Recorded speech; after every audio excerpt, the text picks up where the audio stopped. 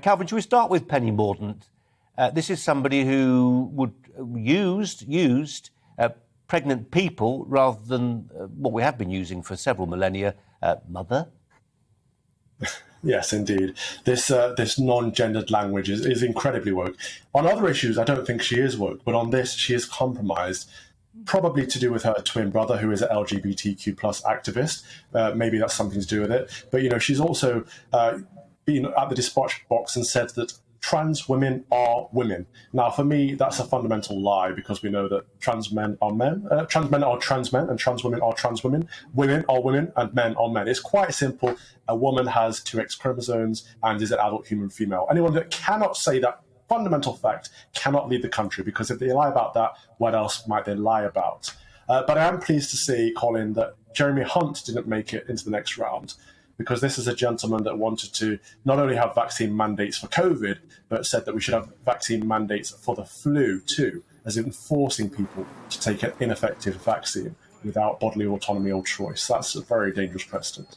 Yeah, I mean, funnily enough, Calvin, on the point about Jeremy Hunt, but more broadly, to what extent, if at all, the lockdown and COVID and the Vax programme is entering into this conversation at all amongst the candidates and those people voting for them. I was just saying to Cathy Gingell that it has to wait. That as a topic, it's got to wait for the general election, because this lot do not want to talk about it.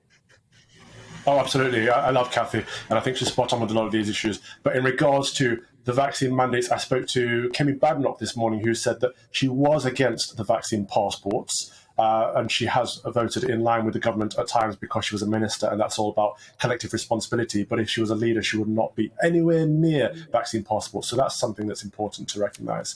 And I think actually she's probably our best shot at getting a conservative leader, a truly conservative leader. She is someone that speaks the truth, doesn't mince her words, but also is not afraid to stand up. She stood up to number 10 on the Black Lives Matter issue when everyone was adopting critical race theory language, and she said, no, this is not acceptable, and promoted the Sewell report and the Cred report instead. So I think she's got a good chance. But also, if we look at who's left, Zahawi is out already. Braverman and Tucker Hart should, I think, they're decent, but they should, at this point, back Badenoch, because if it comes down to Sunak versus Mordaunt, that's not a choice I'd like to see. In fact, why are we looking at only two options anyway? This is a stitch up from the beginning. The Conservative Party membership should get an election across a broad range of candidates, preferably about a handful. I think 5 would be a good number. But for 2 suggests that there is an establishment that wants a particular candidate to win and is doing anything they can to force that.